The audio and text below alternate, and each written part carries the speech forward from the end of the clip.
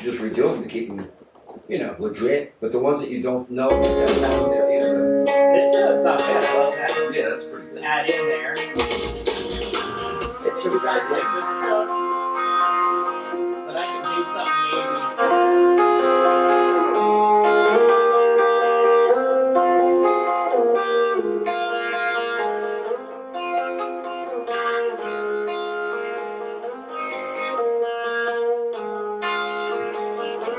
So much going on.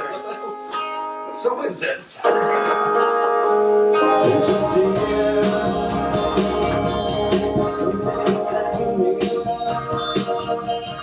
those are a bit much. We could pick one or the other. Yeah. Yeah. The warbly guitar. Or I would take the warbly guitar out of that part.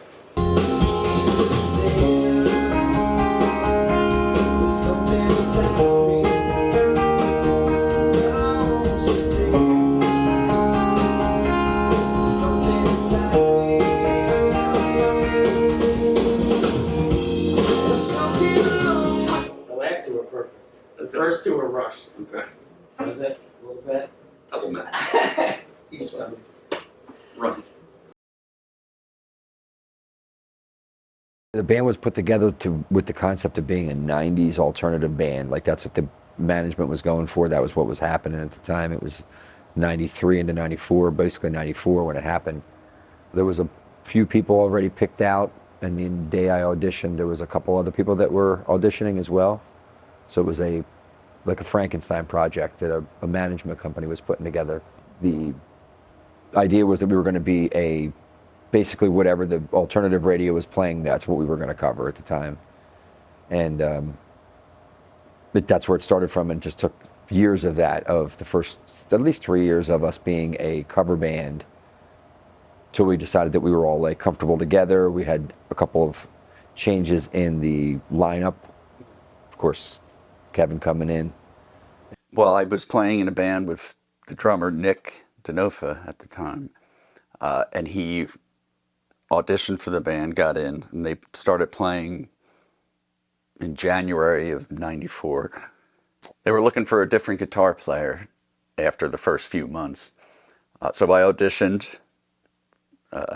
Nick got me on an audition with the band. And from that point, I was in the band. Dave had to have back surgery, so he was going to be out the entire summer. So the plan was to hire just me temporarily to fill in. And then over the course of that summer, you know, we were doing so well that I ended up taking the lead spot, and then Dave came back. And that was the beginning of the true original Bonehead. Bonehead, and let me introduce you to Bonehead. Bonehead, guys, turn this way. All right. How you doing? How you doing? Dave, I presume, right? I'm Dave. Yes. Welcome down on the town, Dave, and the guys in Bonehead. Yes. Okay. Thank you. Dave, Great. who's in Bonehead? Who's in Bonehead? Well, you want to be in Bonehead? I'll be in Bonehead. Okay. Well, we have 6 guys in Bonehead. We have Father Nick Denofa, plays the drums. Okay. He also comes out front and sings a few songs. We have MacGyver, Steve Cluthy, plays the bass and sings a lot. We have our front man, Jay Mannon. Hello. He sings a lot, jumps around. We have Kevin Hugg, plays a mean lead guitar. He sings a lot of backup vocals. And who's all the way back there over there? Then we have Crazy Jeff Beck right here. Jumps around a lot, sings a lot, plays a lot of great keyboards. And I play a lot of guitar and, you know, jump around basically. You jump around a lot? Yeah. It was almost immediate because at the time in Philadelphia, for some reason, Philadelphia was like the cover band, you know, capital of the East Coast. There was bands that would move up from Maryland or down from New York, or just because the scene was so good. So yeah, like I said, I went from playing in a few times a month to it was almost a full-time job, even though I had a full-time job. So it was pretty, you know, intense for that first summer.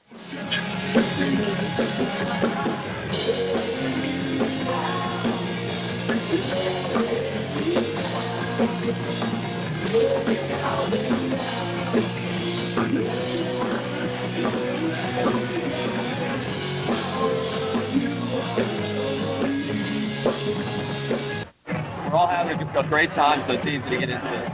4 nights a week, even with those of us that work day jobs. I mean, the energy's always there. No matter where we're playing, matter what night of the week it is. We always manage to have a good time. Because the crowds are there, the crowds get into it, we get into it. That's the bottom line.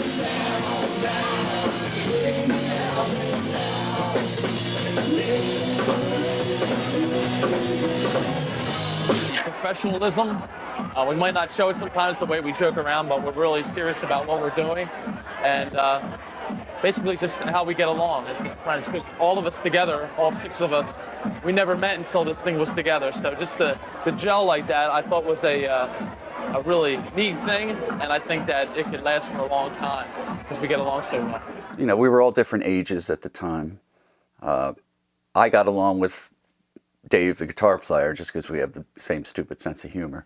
But yeah, we were always, you know, it wasn't real serious. We were always, you know, didn't take ourselves too seriously, so it was easy to kind of fit in.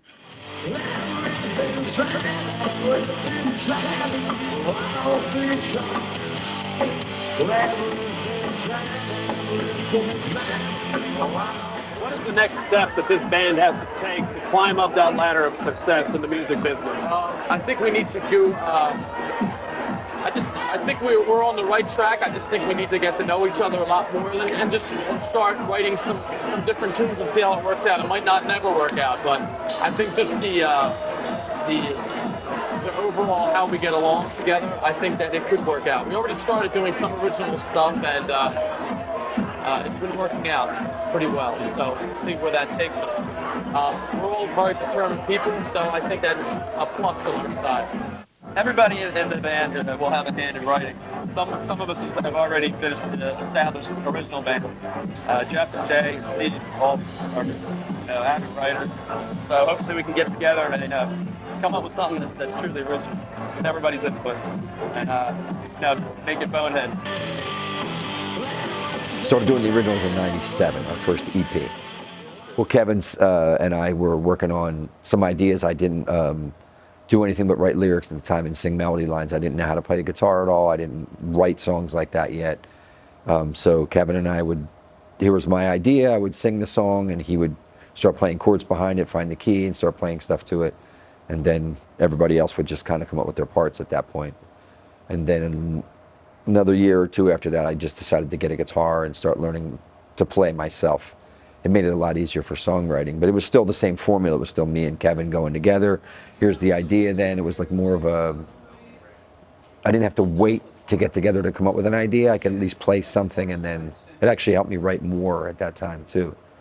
It originally just started with Jay bringing ideas into rehearsal, and, you know, maybe I would come up with a different part, and that's kind of how it started. And that was 2 years in, so that would have been '96, I think, when we started to focus on that. It was awesome being in a cover band, being in front of people, playing and making money, but you miss your outlet. No matter what, you're still playing somebody else's song, you're still being compared to everybody else.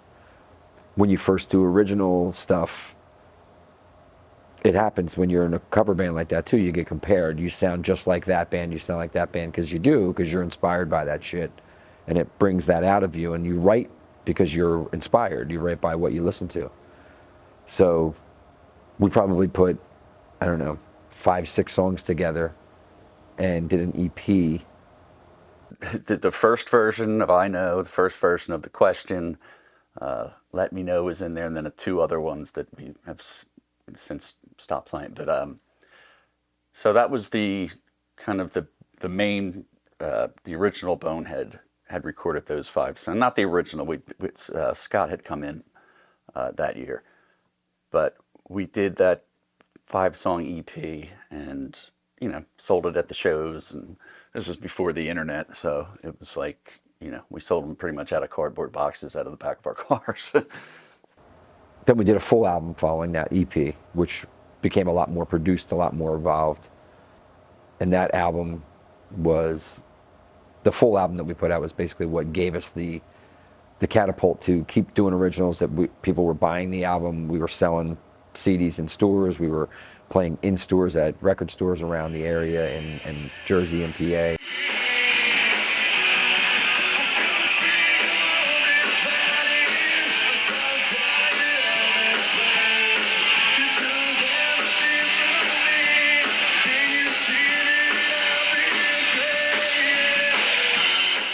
The EP we put out, we really didn't put a lot into it. We recorded it really quickly. It only took us like 2 weekends of time to do it. We didn't spend a lot of money on it, but the idea was just to see what happened.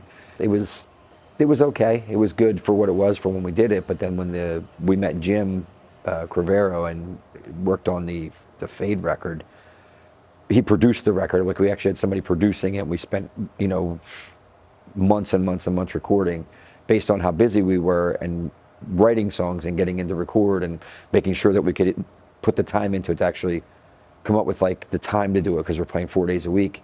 But it worked and it did well. We loved it, obviously, too. We loved doing the recordings and putting it out. Yeah, actually, I didn't know they were a cover band, and I just thought they did originals. I really didn't know, and they came in and they're like, we're recording, and I really liked the songs, and I'm like, these songs could be on the radio. And I'm brand new out of college, so I'm looking for somebody to work with. I'm so excited because these guys are like, wow, they're right here in the neighborhood. So that was kind of fun. We hooked up and recorded them. After the first and second song, I think it was, I said, we can put these out on a label and start a record label. So we kind of did that, and it was good. It was fun. It was great. We got lucky. It was definitely a quick catapult for us, for sure. 3 years we were, playing our songs, and then we were on the radio, and then we were playing record stores, and we were touring out of the area and playing our songs some places and then playing cover songs other places, which was really fun. Yeah, their crowds doubled and tripled at some of the new places we went to, and I think because of the originals. There was a place in Pittsburgh where they played, and the first couple times there was maybe 50 people, 100 people, and next thing you know, the radio station was playing them, and then we go and the place is packed every time. So that was fun to see that. But the biggest ones were the Barn in Bensalem, Brownies, Plymouth, in Plymouth Meeting, and Reed's Center Square. And sadly, none of them are still around. And then down the shore, it was everywhere from, the Ocean Drive in Sea Isle, Fred's in Stone Harbor, Jack's in Avalon, and then numerous places in Wildwood. Playing those places was they were the biggest rooms you could play at the time in Philly. That was like, the Troc, the TLA. The Troc was became like a little home base for us because we played there multiple times. Then we got a few things at the TLA, and that became a little bit comfortable for us. We were probably there 3 or 4 times.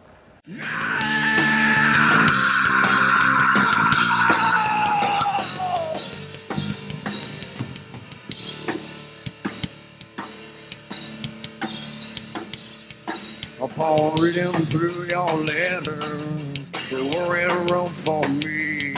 Well, I decided to continue reading everything. Thought of how I would tell you without speaking a word. So I wrote down a message, the last thing never.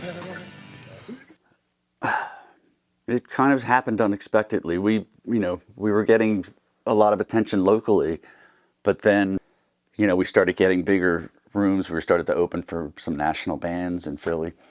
And that ultimately led to us getting acquainted with McGathy Promotions, which they were one of the #1 radio promos that got bands on the stations. So yeah, it was just kind of a, one thing after the other. And then through McGathy, we got Don Gayman's attention, who flew out to see us play. I think it was out in Ardmore.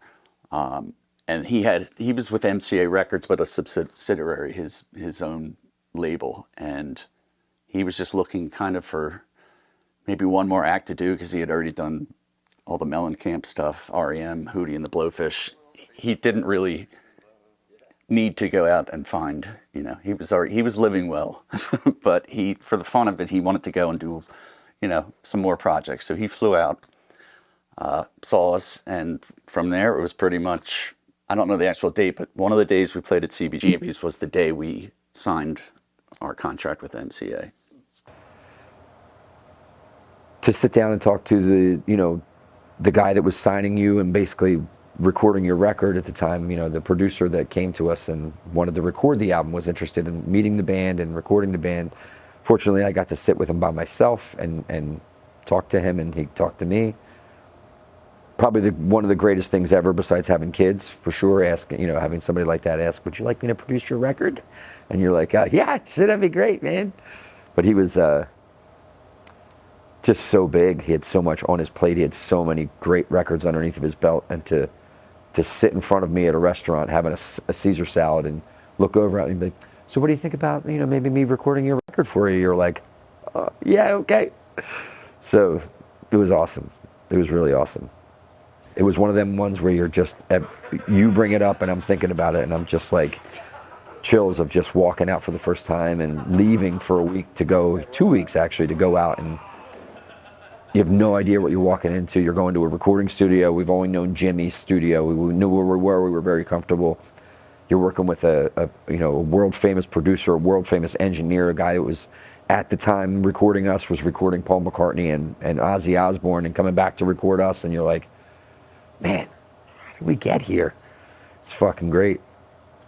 Well, you're moving from, and Jim did, had a great studio. We were really happy with what he did. But when you move on to the next level, it was just, we had all this money. I mean, there was any sort of instrument you needed, you'd call and they would deliver it. It was just a total different, so many more options available to you. We had the one song that they basically signed us on, which was The Question, that they felt was a really strong song. We had to finish the song, according to them. And then there were the other songs on the album that they felt were strong, that they picked from the first album, Fade. When we went out there, at the time, this was 2000. Well, we were getting into kind of some heavier music. So we had all this, we were kind of going in with more of a heavier attitude. And then when we got out there, the first thing they had us do, at a rehearsal space in Burbank somewhere, we set up and we ran through our entire set. And then it was, Don and our A&R guy from MCA, they kind of sat there. It was almost like the scene from Back to the Future, where the three guys on a folding chair. And so, we played through all the songs, and then they took notes, and then before you know it, the heavier stuff started getting pushed aside, and the more accessible, I don't want to say poppy, but it was just definitely a lot of the drop D tunings went away, and we started to focus more on, more accessible, I guess you would say. The other songs that came up were either ones that, Kevin and I had worked on already right beforehand, or there were ones that, the three of them that I had just written. They were just acoustic ideas with me, but we had to play them for him to hear them, and he was sold on pretty much all that. There was, the 4 or 5 of them that he heard. He was like, we need to finish all these, and you have 2 weeks to finish them, which was exciting too. And redo the middle of the question and come up with a bridge for the question, which was very contrived, if you will. It was like I had to sit down and go. And he sent me home with like 3 songs and the question to finish on the one trip.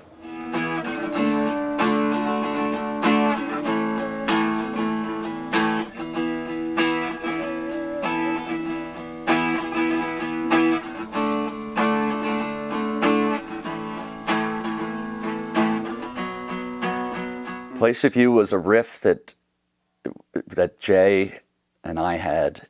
Like, we would get together and just to work out on originals, before going out there, and that was probably the last one we had done. And I don't remember I don't think we didn't play that at the original, when we played our songs for Don. That was kind of something we brought up, and he liked it, and then basically Jay had to come up with lyrics, we had to come up with a middle section, and we did all out there during the recording process. So that was kind of neat to see that come together.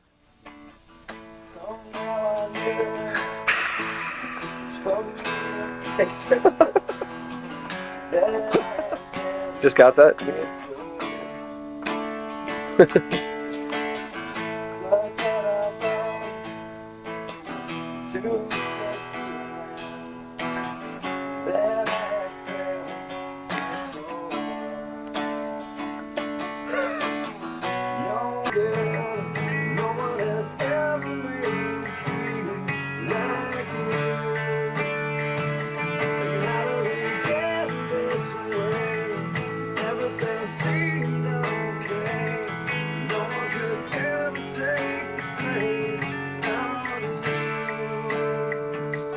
have a take there, right? The middle. We're gonna keep that.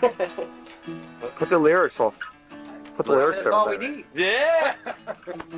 You're gonna put lyrics Thank over you. there. Song 10 doesn't take that long. Yeah. Yeah. Set up that's the it. lyrics that you have. Good. If you put lyrics over that bridge, it'd be well. See? Look at him hard at work. Are you getting in here? I just want to make sure you got everything you need. Are you singing or playing guitar? I'm gonna be singing, I guess. Hey, sorry, just documenting the birth and the life of this song here, and this was part of it. So. When you're done with that, then I'll make some copies of it. Okay.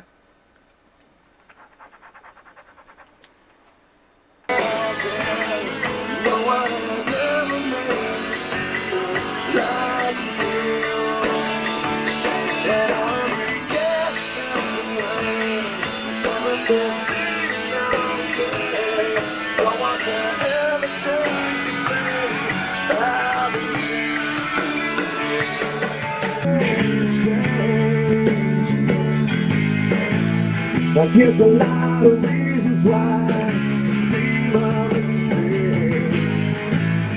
I want you to stay. You're there for hours and hours, 8 hours a day. You're in the studio for 2 weeks straight. You're off on the weekend.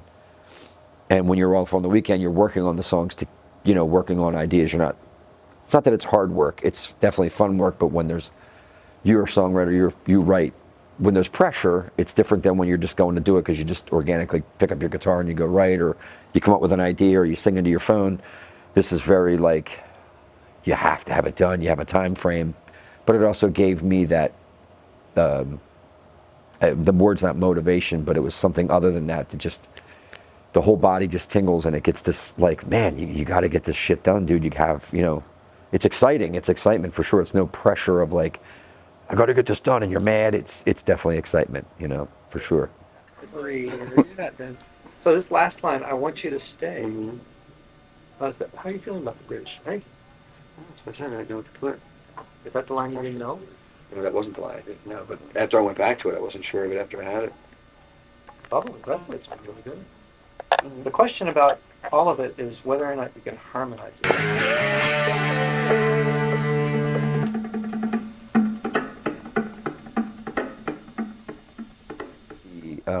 The last 2 weeks after we had done all our recording parts, all of our vocals, all the stuff like that, basically the last week we were out there, he had brought in all the hired guns, the string arrangement from David Campbell. He brought in the David Immerglick from the Counting Crows, who played mandolin and guitar.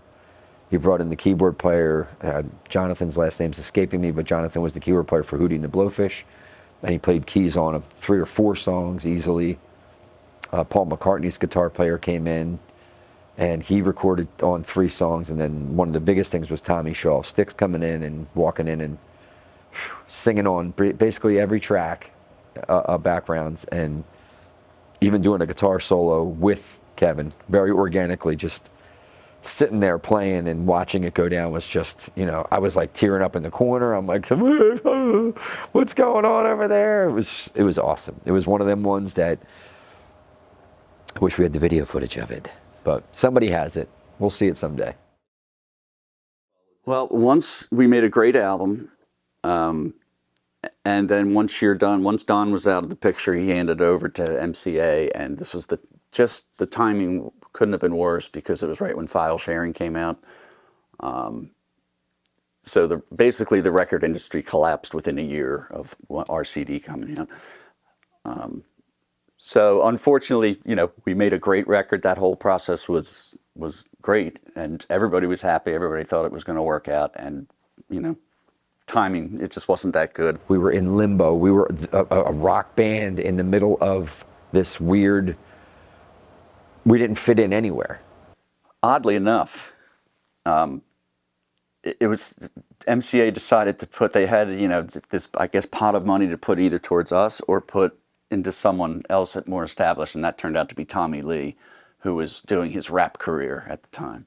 So Tommy Lee got the support and we didn't. And that kind of was, that was kind of the beginning of the end.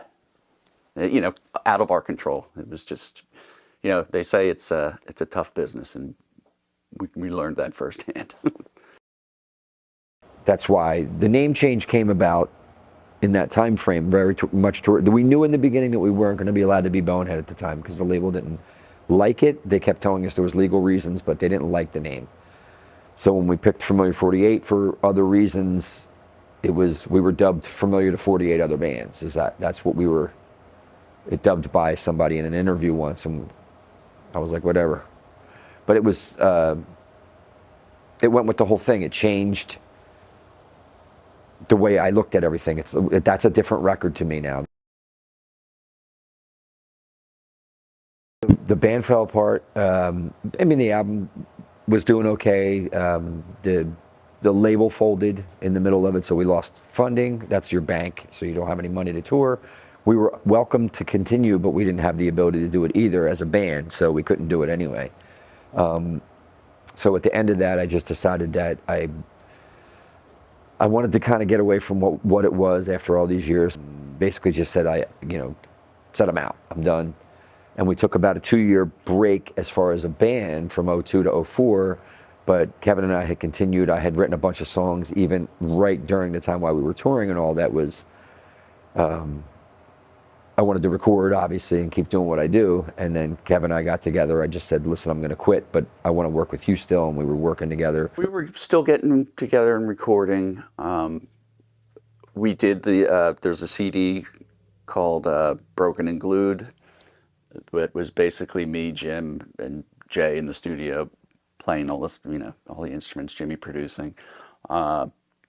So Jay and I did some originals. We would do some acoustic stuff. Y100 was a station at the time that would allow us to come in and play. We played at the Grape Street Pub. We would do Familiar 48. And then through that, we found out that, people were still kind of taking interest and thought maybe it'd be a good time to get the cover band going again. And when I say cover band, once we started doing originals, whenever we play a gig, there's always originals in there. So here you are, I guess, 20 years after that Familiar 48 album came out. Why are you guys still doing it? I mean, I love it. I still love it. I love going out and playing. I love the people that I hang out. Like I have friends that I've had since the 90s. I've had friends for, next year will be 30 years that I've been playing out as this band and fronting a band. And I've seen some of the same people since I started playing. And if not halfway through the 90s when they started coming out, and they're still coming out now. I think it was 2004 when I rejoined. And since then, it's been the funnest it's been since we started, because there's no pressure anymore. We're fortunate enough where we can kind of decide on where and when we want to play. We're not tied to some, grueling schedule. It's kind of become more of a part-time thing, but at the same time, we take it just as serious as we did. But it's a lot less stress on us. And the fact that people that were coming out that first year are now grown, older, have kids that are grown, they can get back out. And so when I started back 10 years ago, I saw so many faces, I was like, I couldn't believe it. And they're still coming out today. So that's made it all worth it pretty much. Now it just feels like, I don't know, we're doing it because we love to do it right now. I think the band itself is in such a great spot. The drummer that we just added is just been, for the other 3 members have just been like, oh, this is the best it's been. And not ever, but it's the best it's been in a long, long time as far as just the 4 of us. We've been playing together so long that we know each other, and the drummer just fit right in and sat in, continues to just make us play better as players and stuff too, which is really what makes it fun. We've been recording. It's a slow process because everyone's got lives and families, and we're all busy. We all have jobs, but honestly, this new batch of songs that we're working on is probably the best, at least my opinion, the best stuff that Jay's come up with. But it's going to happen. We're going to release some stuff in the coming year. Next year in 2024 is going to be our 30 year of playing out since '94, and I'd love to release something just to be. And is it to get signed or do like a record deal thing? It's not like that anymore. It's just to put the music out, to share it and have people respond to it and finish a thought, you know? We definitely hope that we have left a legacy of something behind to pass on to the next group of guys that are playing the music.